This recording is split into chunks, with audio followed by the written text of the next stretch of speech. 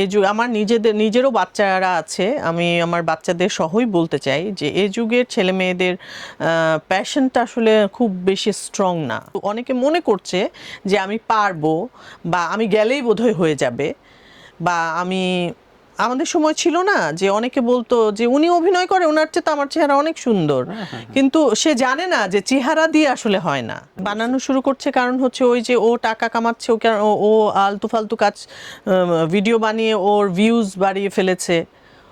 ওই যে তাকে নিয়ে বানাচ্ছে সে মনে করছে যে আমি ওকে নিয়ে বানালে অ্যাটলিস্ট এতগুলো মানুষ দেখবে। তো এই যে রিসেন্টলি আমি বললাম যে ঈদের মার্কেটে আমি গাউসিয়া মার্কেটে গেছি, এত সুন্দর করে সালাম, প্রতিটি মানুষ সালাম আলাইকুম সালাম আলাইকুম বলে বলে কথা বলছে, মানে এত রেসপেক্ট দিয়ে কথা বলছে যে যেখানে আমরা মনে করি, অনেকে বলে যে শিল্পীদেরকে নাকি মানুষ গালিগালাজ করে।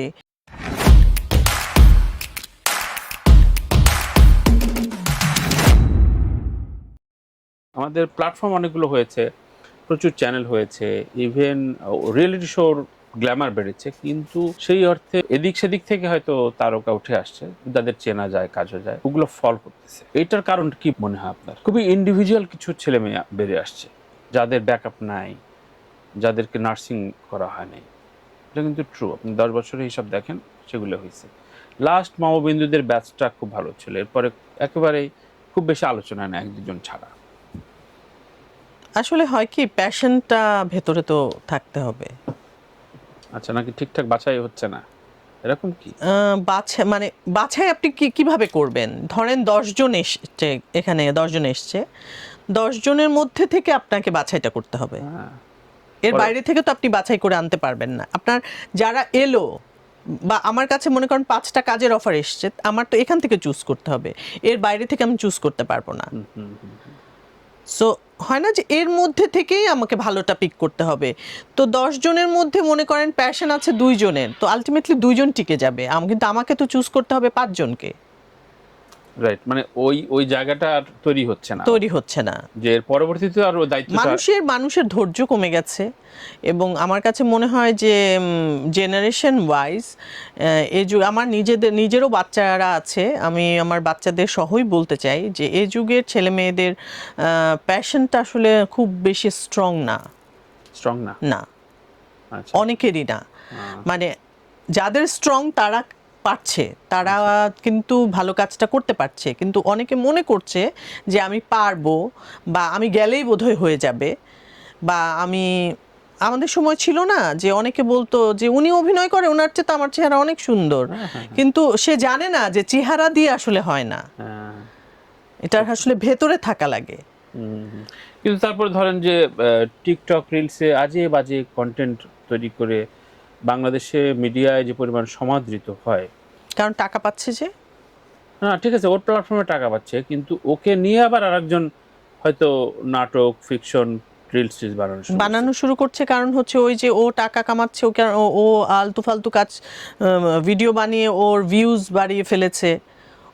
ওই যে তাকে নিয়ে বানাচ্ছে সে মনে করছে যে আমি ওকে নিয়ে বানালে অ্যাটলিস্ট এতগুলো মানুষ দেখবে। তো কি অস্থির সময় যাচ্ছে, চিন্তা করেন তো। এত দীর্ঘ সময় আপনার কখনো কোনোদিন মনে হয়নি যে না, গিভ আপ করি? না, গিভ আপ করার ভালোই লাগছে না, ভালো লাগেনি, খারাপ লেগেছে, অনেক সময়ই খারাপ লাগে যে আমি এরকম চাই না, এরকম মনে হয় বিষয়টা।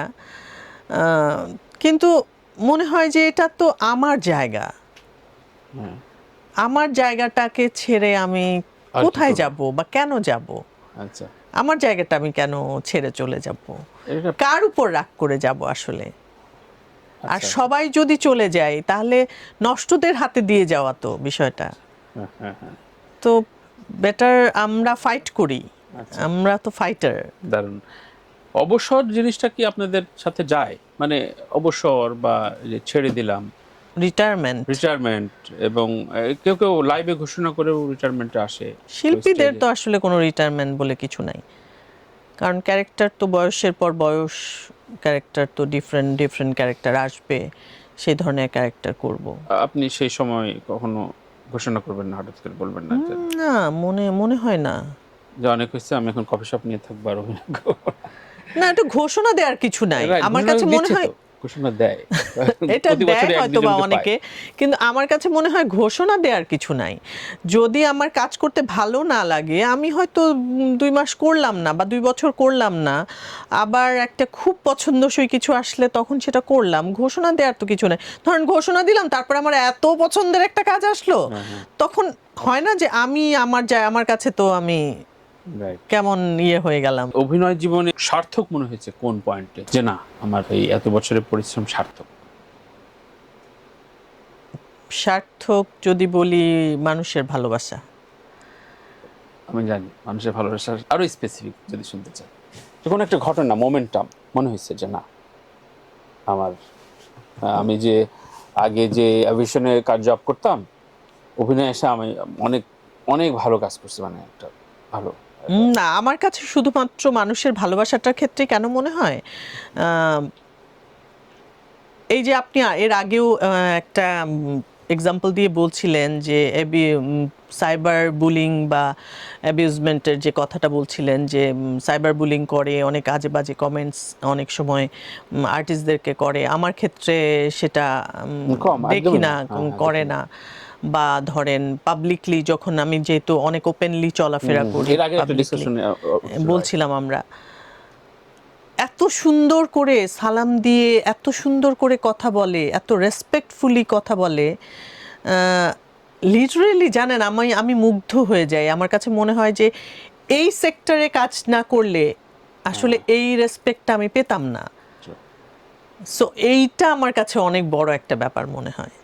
এটা আসলে অন্য কোনো দিক কোনোভাবেই সম্ভব ছিল না, কোনোভাবেই সম্ভব ছিল না যে এত রেসপেক্টফুলি আমাকে মানুষ কথা বলবে। এই যে রিসেন্টলি আমি বললাম যে ঈদের মার্কেটে আমি গাউসিয়া মার্কেটে গেছি, এত সুন্দর করে সালাম, প্রতিটি মানুষ সালাম আলাইকুম বলে বলে কথা বলছে, মানে এত রেসপেক্ট দিয়ে কথা বলছে যে যেখানে আমরা মনে করি, অনেকে বলে যে শিল্পীদেরকে নাকি মানুষ গালিগালাজ করে। তার মানে পার্সোনালিটি, ব্যক্তিত্ব ভ্যারি করে। অবশ্যই পার্সোনালিটি ভ্যারি করে, ব্যক্তি জীবনটা খুব ভ্যারি করে। 2-3টা আপনার প্রশ্ন করি, সেটা আপনাকে নিয়ে যেই সব ঘটনাগুলো চলে, যে আপনি একসময় প্রচণ্ড বদমেজাজি ছিলেন, প্রচণ্ডভাবে খুব শর্ট টেম্পার ছিলেন, অভিযোগটা সত্য? বদমেজাজি কখনো ছিলাম না, তবে আমি এখনো করি, রিয়্যাক্ট করি কিছু কিছু ক্ষেত্রে। প্রথমত আমি বলবো যে আমার মানে স্পেসিফিক্যালি আমি মিথ্যা শুনলে আমি কন্ট্রোল করতে পারি না, আমি তখন রিয়্যাক্ট করি। ধরেন আপনি একটা কাজ করেছেন, কিন্তু আপনি বলবেন যে না আমি করি নাই। হিপোক্রেসিটা আর কি। হ্যাঁ, এবং এটা আগে আরো বেশি ছিল আমার রিয়াকশনটা, যেহেতু বয়স কম ছিল, মাথা গরম ছিল। এখন তো ম্যাচুরিটি এসছে, এখন গিলে ফেলতে পারি অনেক কিছু। এখন মনে হয় যে আমার কি এসে যায়, উনি মিথ্যা বললো না সত্য বললো, আমার কি, এরকম একটা ব্যাপার। কিন্তু আগে হয় না যে গায়ে আগুন ধরে যেত, যে না এটা আমি নিতে পারছি না। সেই দীপক খন্দকারকে আমরা চিনি। দ্বিতীয় প্রশ্ন হচ্ছে, আপনার সাথে গণমাধ্যম এবং আপনার কলিগরা, আপনার একটা সার্কেল আছে, একটা এরিনা আছে, এর বাইরে নক করলে আপনাকে সহজে পাওয়া যায় না। অনেক জুনিয়র কলিগরা বলছে একটু রিচ করা কঠিন, পরীক্ষা দিতে হয়। সত্য? মানে কলিগরা নাকি কলিগরা, সাংবাদিক হয়তো নতুন আসছে। আচ্ছা, এখন সাংবাদিকদের ক্ষেত্রে কিছুটা হয়, কারণ হয় কি, ওই যে বললাম যে এখন তো অনেক ব্যক্তিগত চ্যানেল, আর আমিও অনেককে চিনি না, তখন মানে আসলে আমি হয় না যে আপনি তো আমাকে পান, যখন ফোন করেন বা নক করেন আপনি পাচ্ছেন, বা অনেকেই পাচ্ছে, কিন্তু যারা পায় না তারা হয়তো নিজেকে প্রুফ করতে পারে না, এই জন্য পায় না আর কি। তৃতীয় প্রশ্ন হচ্ছে, আপনি নতুনদের অনেকটা মায়া, মানে ছাড় দেন আর কি, যে ঠিকঠাক, যেটা আপনি বলে ফেললেন, অবশ্য যদিও এটা হয়েছে যে অনেক নির্মাতা বলেছেন যে প্রথম প্রোডাকশন হিসেবে যদি আমি যাই, তারপরও দীপা আপার কাছে একটা সাপোর্ট পাই। 90% বাংলাদেশের 90% নতুন ডিরেক্টরদের প্রথম কাজ আমি করেছি। হ্যাঁ, এটা কি মানে আপনি কি এটার দায় নিয়েছেন, মানে দায়িত্ব নিয়েছেন? মনে হয়, কারণ আমার কাছে আসলে আমি বিশ্বাস করি যে আমার এক ধরনের মায়া কাজ করে, যে আমিও তো একসময় নতুন ছিলাম, বা তাকে যদি আমি সাপোর্ট না করি, যে কেউ মানে আসার পরে প্রুফ করার যোগ্যতাটা ওর হবে, বা ও প্রুফ করবে ওর কতটুকু যোগ্যতা আছে।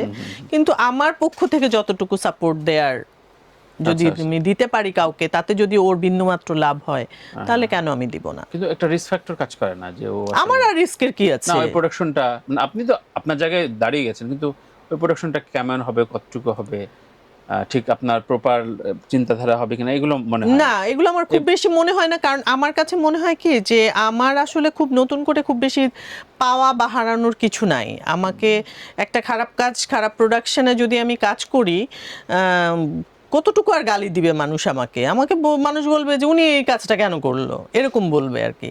কিন্তু যে ডিরেক্টরটা কাজ করলো তার লাভ হবে না, তার কোনো কিছু হবে না। কিন্তু বাই চান্স যে আমি একটু কাজ করাতে যদি তার অনেক একটু লাভ হয়, তাহলে কিন্তু ওই ছেলেটা বা মেয়েটা তার জীবনের জন্য একটা ভিত দাঁড়িয়ে গেল। তো আমি চাই ওই আনন্দটা নিতে, বা ওই জায়গায় আমার একটা মানে ফুট স্টেপ থাকুক তার সাথে আর কি। যাক, থ্যাংক ইউ। এরকম এক দুজন নতুনদের নাম বলেন যে এখন খুব ভালো কাজ করছে, আমরা শেষ বিরতিতে যাবো। তার নাম শুনে স্পেসিফিক ওই ভাবে উত্তর দেওয়া যাবে না, মানে হাত পা মানে থাকে না যে ও আসলে একদম শুরুতে প্রথম কাজটা করেছে, এখন অনেক ভালো কাজ করছে। ওই যে বললাম যে আমি তো 90% মানুষের প্রথম কাজ করেছি। রেদওয়ান রনির প্রথম কাজ, বদরুল আনাম সৌদের প্রথম কাজ, দীপঙ্কর দীপনের প্রথম কাজ, বাবা। তারপর হচ্ছে আশুতোষ সুজনের প্রথম কাজ, শরাফ আহমেদ জীবনের প্রথম কাজ, আশফাক নিপুণের প্রথম লম্বা কাজ। লিস্ট, মানে বিশাল লিস্ট আর কি। ক্ষেত্রে